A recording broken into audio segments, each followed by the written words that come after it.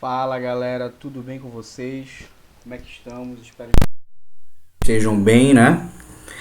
Em casa, né? Se resguardando, cuidando das suas famílias. Beleza? Vamos lá para mais uma aula. Vamos aqui para o nosso slide. Aula de número 3, não é isso? Aula sobre o Império Romano, galera. Tá? Nossa última aula a respeito do assunto, tá bom? E vamos lá. Vamos para cima, tá? Continuando. Bom, gente, na aula passada a gente entendeu de que maneira que a República começou seu processo de expansão. Nós entendemos bem sobre a crise da República, né? Que é uma crise ligada sobretudo à questão dos plebeus, não é isso? Pois bem, diante daquele cenário de crise, de conturbações sociais, de instabilidade política e social, né? Nós vamos ter como saída, né, sobre essa República Romana duas medidas de governo diferentes, tá? O Senado vai dar lugar como órgão político supremo durante esse período a dois triunviratos, né? O que é o triunvirato?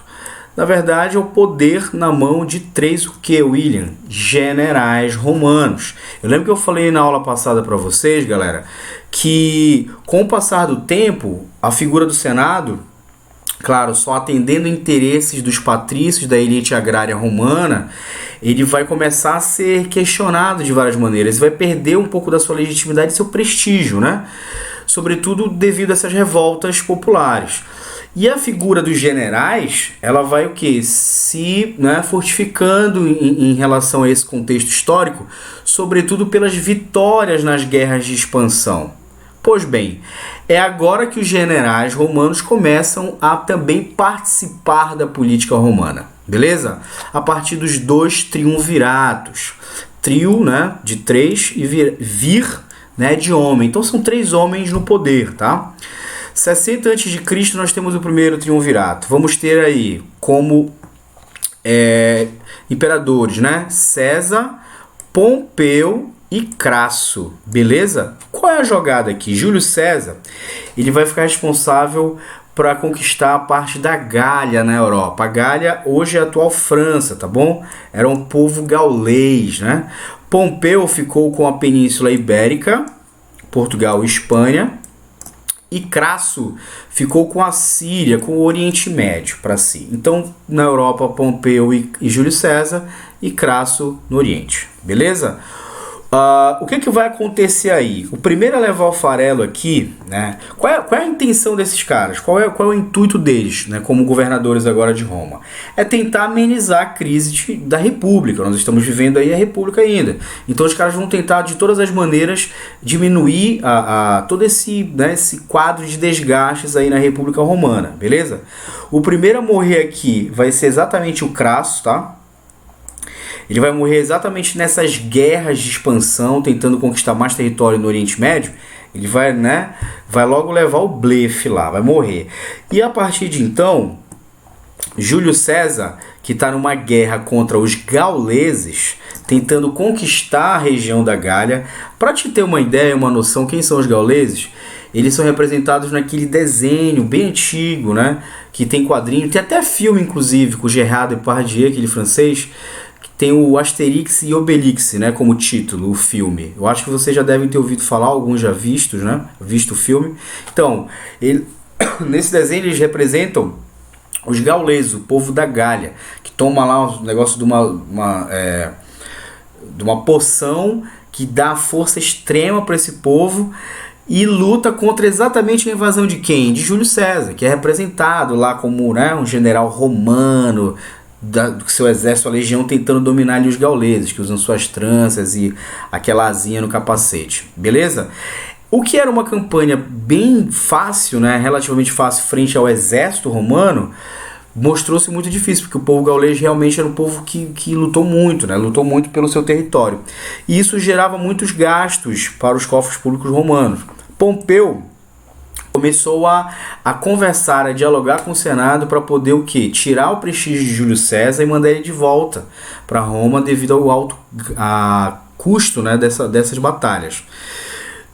O Senado vai obedecer, vai mandar uma carta obrigando Júlio César a voltar. Ele volta? Não, ele vai continuar lá até conquistar os gauleses e vai conseguir. Só que quando ele volta, ele já volta com, né, com sangue no olho, meu irmão, para dar em quem? Em Pompeu, né? E aí vai começar o período de guerras civis em Roma. As guerras civis, exatamente parte das elites de Roma, né? Uma do lado de Júlio César, outra do lado de Pompeu. Né? Pompeu vai correr, vai fugir de Roma, vai subir nas montanhas, Júlio César vai atrás e mata Pompeu. Júlio César, então, vai se tornar o ditador, né, supremo de Roma, tá? O Senado dá esse título a ele. E agora, com os dois outros triunviros mortos, Júlio César fica sozinho. O que ele vai tentar fazer? Resolver a questão dos plebeus, né? Para te ter uma ideia, ele vai querer ampliar a participação do Senado para pessoas, para indivíduos de regiões e de grupos étnicos que foram conquistados, por exemplo, os gauleses, egípcios, né? Ele quer participação dessas pessoas que fazem parte da grande República Romana, né? Isso vai agradar ao Senado? Não. Além disso, ele vai propor também, assim como outros legisladores propuseram, como Caio Graco, né? Caio Tibério Graco, propuseram a reforma agrária.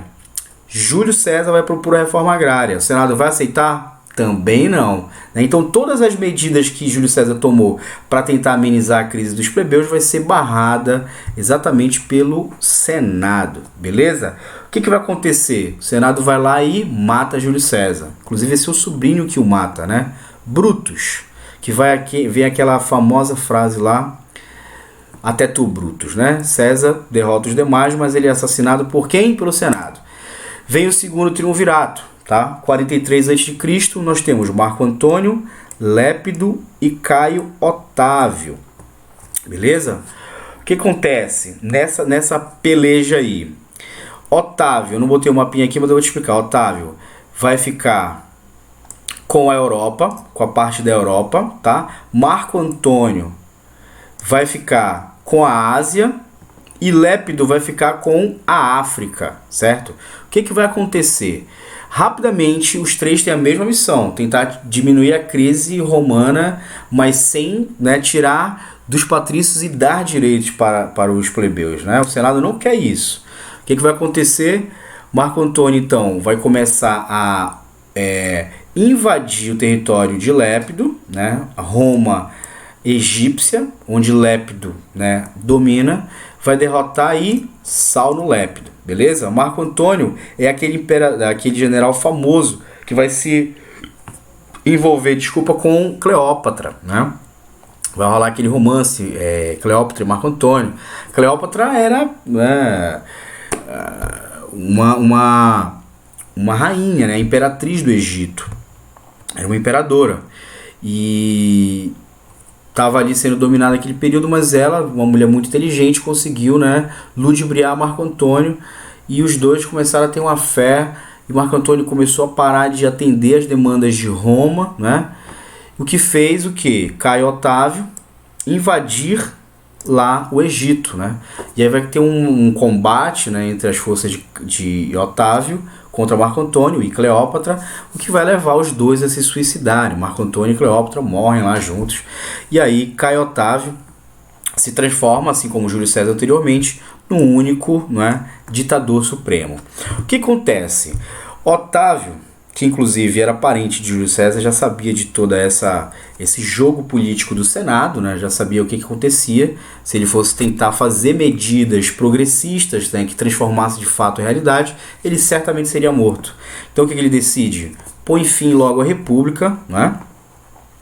E volta para Roma agora como imperador, né? Dá o início ao império, tá? Ele é recebido em Roma como salvador da República, mas logo ele vai se tornar o quê? O fundador do império. Beleza? Tranquilo? Vamos lá. Então, começou o império, é o que a gente chama de período de Alto Império, de 27 a 235 a.C. Galera, o que eu quero que tu entenda aqui é o seguinte: nós temos aqui esse jogo político, tá? Formação do império, com o primeiro triunvirato, sai Júlio César como líder. Morto, né, pelo Senado, depois vem o segundo, quem sai vitorioso daqui? Otávio. Caio Otávio, né, vai se transformar em Otávio Augustus, né? Tá aqui, ó. Otávio Augusto. O que significa Augusto? Alguém supremo, sagrado, como se fosse um deus, né? Caio Otávio, ou Caio Otávio agora Augustus César, tá? Então, ele vai começar a fazer uma série de medidas aqui que eu quero que você entenda aqui nesse slide comigo, ó. Alto Império, Otávio vai ser responsável por implementar a Pax Romana, que nós vamos estudar agora, tá? A centralização do poder na sua mão, já que ele é imperador agora, o Senado fica submisso a ele, tá? Continua um sistema censitário de renda, ou seja, a sociedade escalonada, né? Máxima extensão territorial. O que vai acontecer durante o Alto Império? Otávio Augusto vai parar, frear o ímpeto expansionista de Roma, tá? Sobretudo como uma forma de tática mesmo, de controle dessas revoltas da população, tá? Nesse período do Alto Império vai ser quando ocorre o nascimento de Cristo, tá? E vamos ter aí como principais imperadores esses caras aqui, beleza? Que você dá uma lida depois aí só para lembrar. Otávio Augusto. Acontece 70 depois de Cristo, a diáspora dos judeus. Os judeus vão começar a vazar do Império Romano, justamente por causa da sua perseguição, que a gente vai entender, tá? O Edito de Caracalla, que é o direito à cidadania, ao boa parte dos romanos, tá? O Edito de Milão e a queda de Roma. Então a gente tem uma linha do tempo aqui que te explica o que vai acontecer do Império pro final, beleza? Mas vamos lá. Seguinte, galera. Durante esse período, né? Algumas medidas políticas vão ser tomadas por esses imperadores, começando aí com o Otávio, tá? Primeiro, é a política de pão e circo, né? E ela está ligada exatamente ao surgimento do cristianismo. O que é o pão e circo? É bem simples. É uma forma de ludibriar a população, tá? Tentar acalmar a população durante esse período, né? Fazendo o que, William? Tu vais abrir o Coliseu, por exemplo, né, os teatros romanos, para a população, para a massa popular ir para lá, certo? Se divertir, ver a guerra, a luta entre gladiadores, ver combates de navio um contra o outro, que aquele lugar enchia d'água, de faziam batalhas náuticas, era uma coisa muito louca mesmo, realmente, tá? O que mais? E o que era melhor e mais apreciado, tá? Que era ver a morte de cristãos ali na arena, sendo devorados vivos por leões. Essa galera aqui que você tá vendo, ó, os leões saíam daqui, pá, e aqui tem um quê?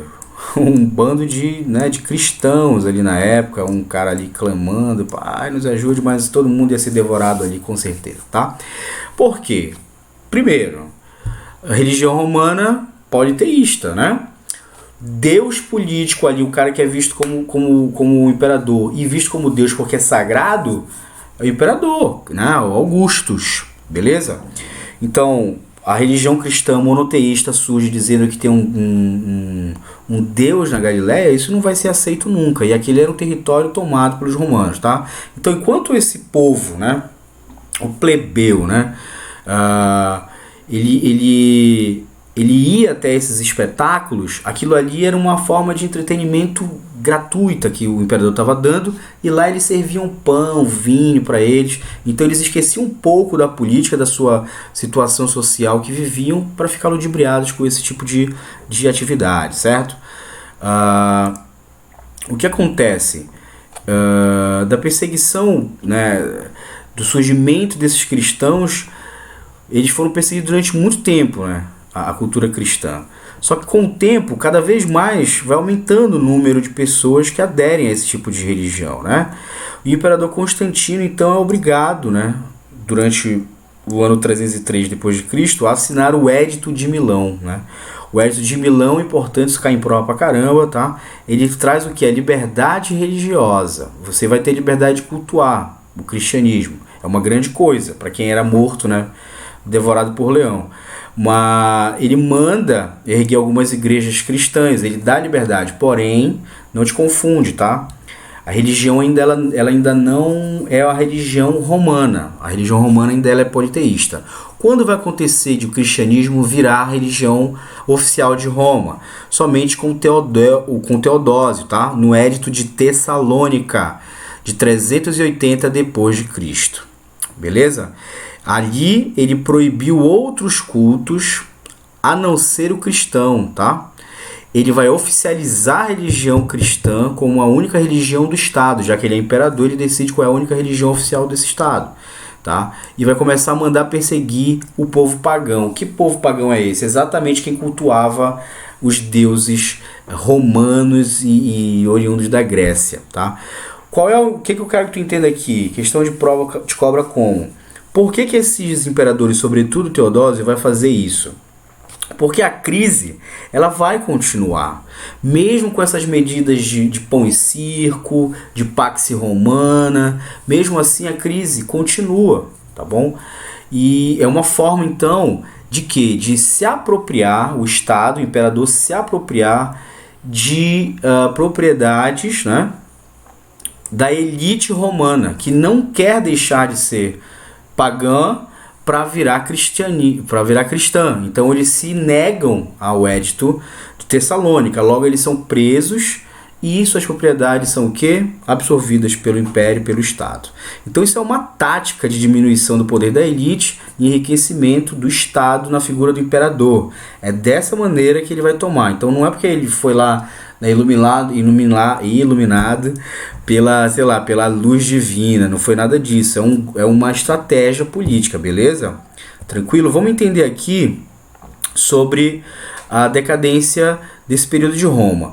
Eu quero que tu entenda o seguinte, quando a gente fala de Pax Romana, né, significa paz romana, né? É uma medida que vai surgir durante o Império, nos 200 primeiros anos, tá? Pelos primeiros imperadores, que vão fazer o seguinte: começa com Caio Augusto, ele vai fazer o quê? Otávio Augusto, perdão, ele vai fazer o quê? Ele vai botar fim às guerras de conquistas territoriais, ou seja, aquele ímpeto de expansão territorial vai ser diminuído com o primeiro imperador. Por quê, William? Porque dessa forma ele vai acalmar os ânimos, né, do camponês de ter a obrigatoriedade de servir ao exército. Eu lembro que eu falei para vocês que era uma coisa que eles não aceitavam muito bem, principalmente porque os ganhos de guerra ficavam com os generais e com a elite agrária, né?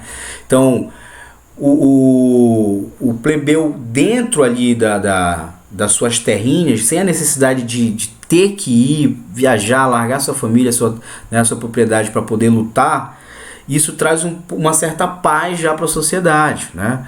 Eles começam a tentar ali encontrar um jeito de acalmar, tá? A Pax Romana é isso, ela diminui o ímpeto expansionista. Isso vai, né,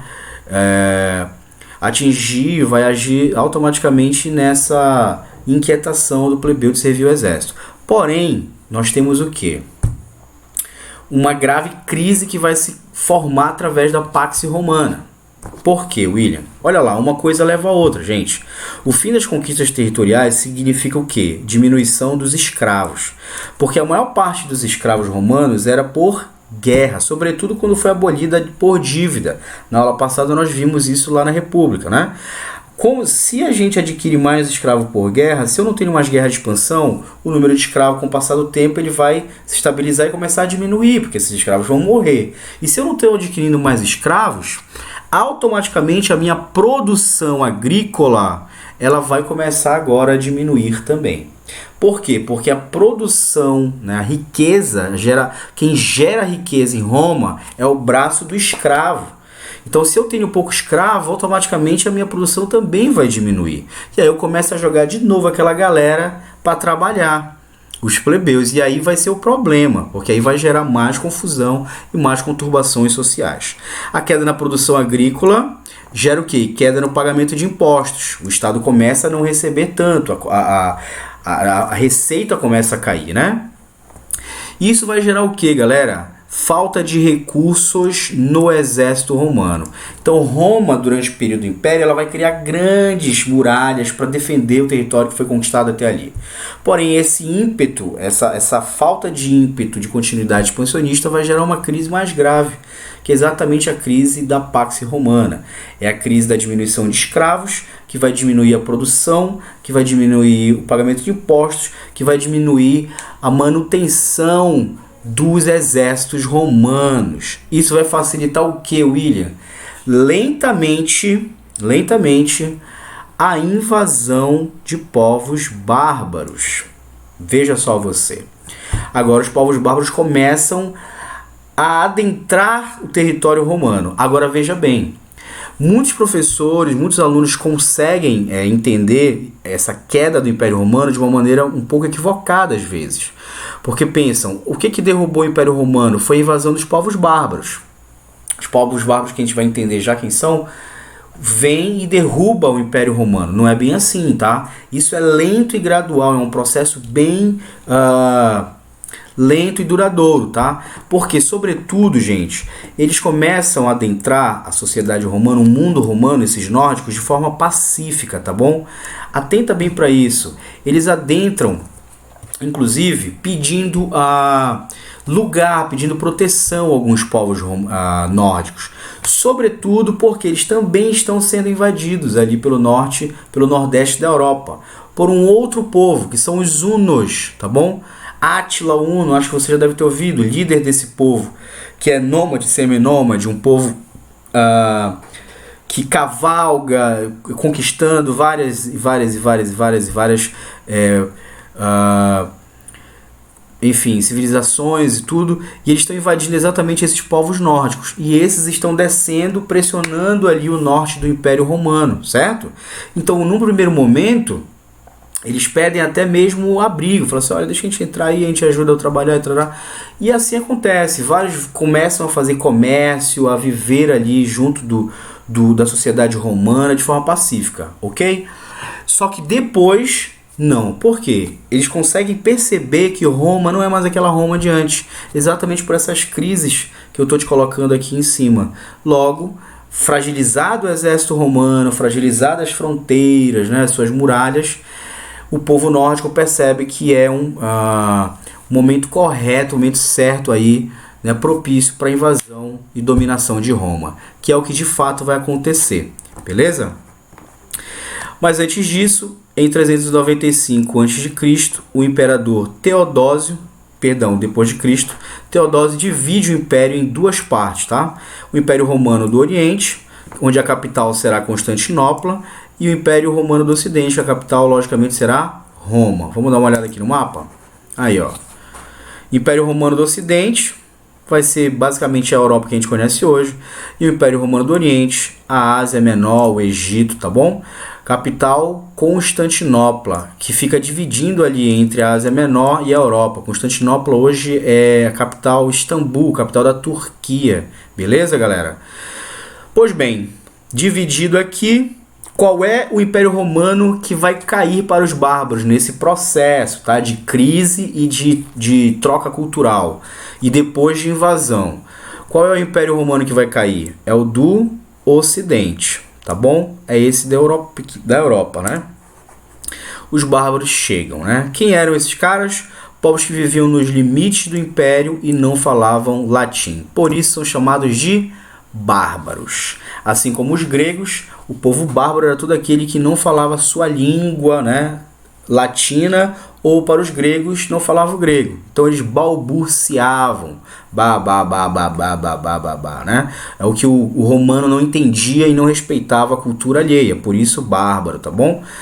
Quem eram? Germânicos, eslavos, tártaros e mongóis. Tranquilinho, beleza, galera? 410, Roma é saqueado por Alarico, rei dos godos, que é um dos povos, né? A gente vai ver isso aí lá na Idade Média, né? Godos, visigodos, góticos, alamanos, vândalos, enfim, burgúndios, são vários povos nômades, tá? Do norte da Europa. Em 476, então, historicamente, é decretado o fim do Império Romano do Ocidente. Do Oriente continua, né? E vai dar origem a outra civilização. Beleza, galera? O último imperador romano a cair, Rômulo Augusto. Começa o processo que a gente chama na história de declínio do mundo antigo e o surgimento do mundo medieval. Beleza? Tranquilo? Era isso que nós tínhamos para hoje. Eu vou deixar aqui no teu slide, porque você vai ver esse slide, você vai baixar, né? Eu espero, tá? Que vai estar lá nos pontos. Eu vou deixar alguns slides aqui complementando com muito mais informações aqui para você ler depois, ó, as heranças culturais que nós vamos ter na sociedade de hoje, tá? Dentro do cristianismo, direito, das artes, o legado cultural. E eu vou deixar aqui também uma lista para quem gosta sobre algumas divindades aí, né, do mundo romano. Quem gosta de mitologia romana, dá uma olhadinha aí, beleza? Bom, era isso que eu tinha para falar com vocês hoje. Espero que vocês tenham apreciado e aprendido bem aí com essas informações. Beijo a todos e todas, fiquem bem e fiquem em casa. Tchau, tchau.